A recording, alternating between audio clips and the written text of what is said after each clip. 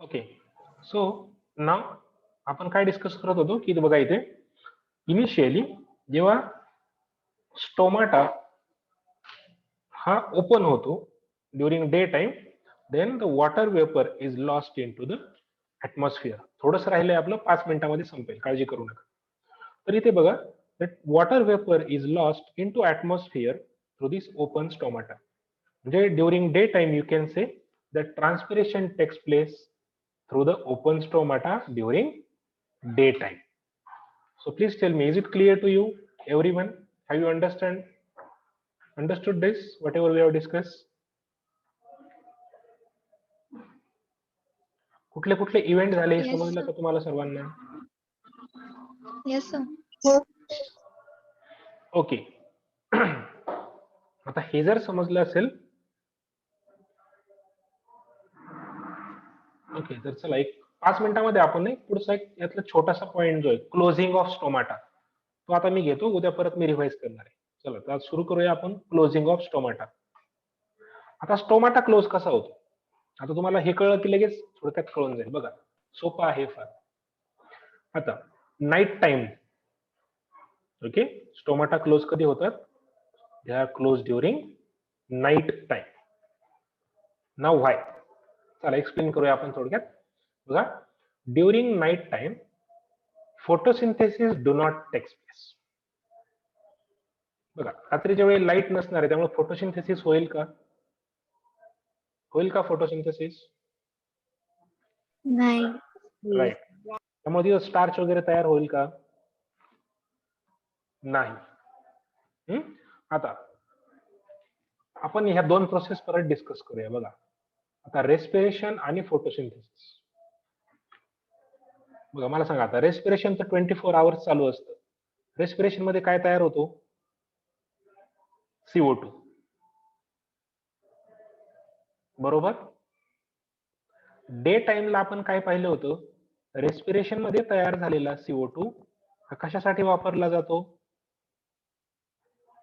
Photosynthesis. Correct. पण आता मला सांगा, नाईट टाइमला जर फोटोसिंथेसिस होतच नाहीये, तर हा CO2 इथं यूज केला जाईल का? नाही. नाही होणार, बरोबर. म्हणजे रेस्पिरेशन मध्ये जो CO2 रिलीज केला जातो तो फोटोसिंथेसिस साठी यूज होणार नाही. आणि मग गार्ड सेल्स मध्ये CO2 चं कॉन्सन्ट्रेशन हे वाढत जातं. बघा, इनिशियली आपण काय पाहिलं होतं की CO2 चं कॉन्सन्ट्रेशन कमी असतं दिवसा, मात्र नाईट टाइमला त्याच्या एक्झॅक्ट उलट होतं, कारण की फोटोसिंथेसिस होत नाही. आणि म्हणून इथं लिहिलंय बघा, सेकंड सेंटेन्स वाचा, CO2 concentration in guard cell increases. काय इन्क्रीज होतं कळलं का तुम्हाला? Because respiration is taking place but photosynthesis is not, and therefore the CO2 concentration in guard cells increases. म्हणजे कॉन्सन्ट्रेशन वाढलं की ह्या कॉन्सन्ट्रेशनला pH मात्र बदलतो. So please remember this, that the pH of the guard cell is now become 5.5, which is kind of acidic. म्हणजे तुम्ही असं म्हणू शकता that at high concentration of CO2 the pH of the guard cell is changed to acidic, that is around 5.5. Day टाइमला किती होतं pH सांगा? It was 7.0. 7.0. आणि त्यावेळेस CO2 चं कॉन्सन्ट्रेशन काय होतं? लो. आता इथं रात्री CO2 चं कॉन्सन्ट्रेशन वाढलं की pH हा ऍसिडिक होतो and it is 5.5. म्हणजे ह्या ऍसिडिक pH ला तो एन्झाईम जो होता आधी घेतलेला आपण, एन्झाईम फॉस्फोरायलेज, हा कम्प्लिटली अपोजिट वर्क करतो. म्हणजे जेव्हा pH ऍसिडिक होतो तेव्हा परत एकदा तिथला असलेला ग्लुकोज हा स्टार्च मध्ये कन्वर्ट होतो. म्हणजे इथे प्रोसेस उलटी झाली. pH बदलला की तोच एन्झाईम ग्लुकोजचं कन्व्हर्जन आता कशामध्ये करतो? स्टार्च मध्ये. कळतंय काय होतंय? नीट कंपॅरेटिव्ह सांगतो तुम्हाला, बघा ऐका. डे टाइमला pH हा 7.0 होता, त्यामुळे स्टार्चचं कन्व्हर्जन ग्लुकोज मध्ये झालं होतं, बरोबर. पण जेव्हा पीएच हा 5.5 असतो किंवा ऍसिडिक असतो, at that time the reverse of the first process is taking place. He reaction उलटी होते आणि मग आता इथं ग्लुकोजचं कन्व्हर्जन बॅक टू कशामध्ये झालंय, स्टार्च मध्ये. सांगा आता हे समजलं का तुम्हाला काय सांगितलं? Yes sir. म्हणजे डे टाइमला जी रिएक्शन झाली होती स्टार्च टू ग्लुकोज, नाईट टाइमला ती कशी झाली, glucose to starch. Right. So is it clear to you?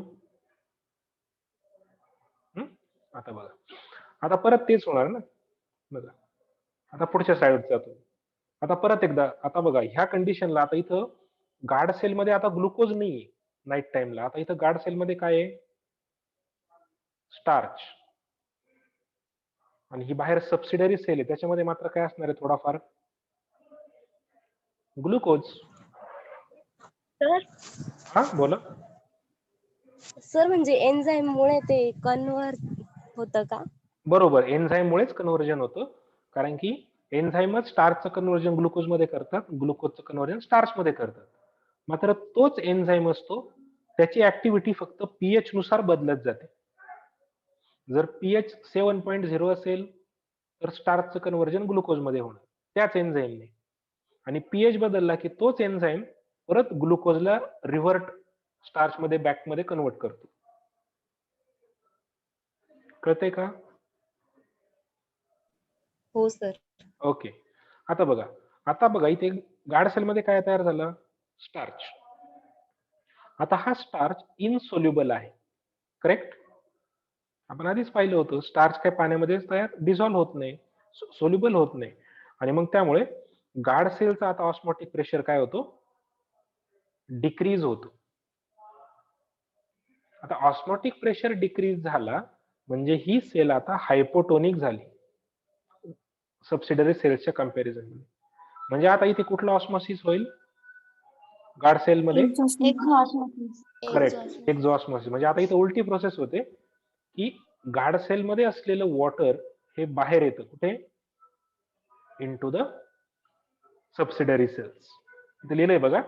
Now therefore the water from guard cells now enters into the subsidiary cells, and therefore now guard cells become flaccid. बघा त्याची turgidity गेली, म्हणजे त्याच्यावरचा जो wall वरती टर्जर pressure होता तो निघून गेला, आणि नंतर गार्ड सेल्स ह्या फ्लासिड होतात. म्हणजे तुम्ही फुग्यामधली जर हवा सोडून दिली तर कसा होईल तो फुगा, त्या टाईप मध्ये सेल्स फ्लासिड होऊन जातात. ओके, आता हे कळलं का मला सांगा सर्वांना? हो सर. ओके. ना लास्ट बघा, आता इथे या आउटर वॉल वरती, इथे बघा आपण काय सांगितलं होतं, ह्या गार्ड सेलच्या आउटर वॉल वरती प्रेशर एक्झर्ट होतं, ज्याला आपण टर्गर प्रेशर म्हणत होतो, टर्जिडिटी मुळे तयार होणार, बरोबर. आता हे असलं काहीही होणार नाही, बरोबर. सो आउटर वॉल वरती गार्ड सेलचा जो टर्जर प्रेशर एक्झर्ट झाला होता तो आता रिलीज केला जातो. So you can say that outer wall of the guard cell now become relaxed. पाणी भरल्यामुळे ती स्ट्रेच जी झाली होती ती आता रिलॅक्स होते, आणि मग ह्या गार्ड सेल रिलॅक्स झाल्या की ज्या बाहेरच्या बाजूला ओढल्या गेलेल्या गार्ड सेल्स परत त्यांच्या ओरिजिनल पोझिशनला येतात, आणि ना त्याच्यामध्ये मग कुठलंही ओपनिंग असत नाही. म्हणजे पुल अपार्ट ज्या होत्या त्या आता क्लोज येतील एकमेकाच्या, दोन guard cells, and now therefore the stoma become closed at night time. म्हणजे टर्जिडिटी मुळे दूर ओढल्या गेलेल्या गार्ड सेल्स आता नाईट टाइमला परत क्लोज होतात, त्यांच्यामधलं ओपनिंग जे आहे किंवा जो स्टोमा असतो तो क्लोज होतो, आणि मग नाईट टाइमला कुठलंही ट्रान्सपिरेशन वगैरे होणार नाही. कळलं का तुम्हाला काय सांगितलं मी?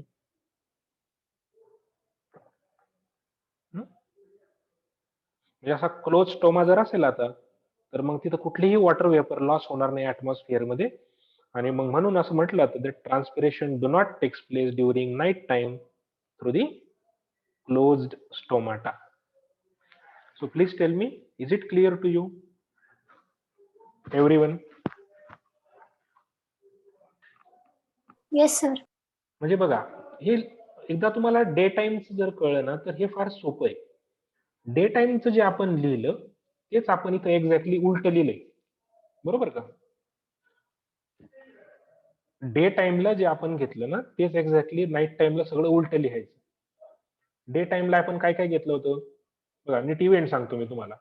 फोटोसिंथेसिस होतो, स्टार्च तयार होतं, CO2 चं कॉन्सन्ट्रेशन डिक्रीज होतं, pH 7 होतो, स्टार्चचं कन्व्हर्जन ग्लुकोज मध्ये होतं, ऑस्मोटिक प्रेशर इन्क्रीज होतो, एंडॉस्मोसिस होतो, गार्ड सेल्स टर्जिड होतात आणि स्टोमाटा ओपन होतो. कळला का इव्हेंट तुम्हाला? आता नाईट टाइमला काय होतं आपण पाहिलं, फोटोसिंथेसिस होत नाही, CO2 चं कॉन्सन्ट्रेशन इन्क्रीज होतं, पीएच काय होतो 5.5 आणि ह्या पीएच ला ग्लुकोजचं कन्व्हर्जन स्टार्च मध्ये होतं. ऑस्मोटिक प्रेशर गार्ड सेल्सचा डिक्रीज होतो, गार्ड सेल्स मध्ये एक्झॉस्मोसिस होतो आणि गार्ड सेल ह्या फ्लासिड होतात आणि मग स्टोमाटा क्लोज होतो. असे दोन कंपॅरेटिव्ह इव्हेंट लक्षात ठेवायचे. Is it clear to you?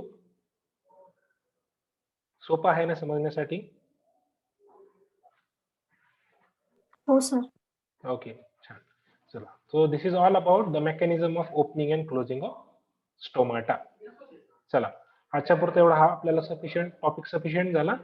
आपण थांबूया इथे आता. बाकीचे आता जे यामधले 2-3 पॉइंट्स आहेत ते आता उद्याच्या लेक्चरमध्ये डिस्कस करूया. ठीक आहे? उद्या मी परत उद्याच्या लेक्चरला थोडंसं क्विकली रिवाइज करेल सर्वांना, काळजी करू नका. नाही समजलं तर अजून आपण 2दा-3दा एक्सप्लेन करूया, मात्र हे व्यवस्थित तुमचं सगळ्या गोष्टी क्लिअर होतील. ठीक आहे? चला, थांबूया आपण इथे. मला एक सांगा, पहिल्या 2 चॅप्टरच्या नोट्स दिल्या की मी तुम्हाला पीडीएफ मध्ये?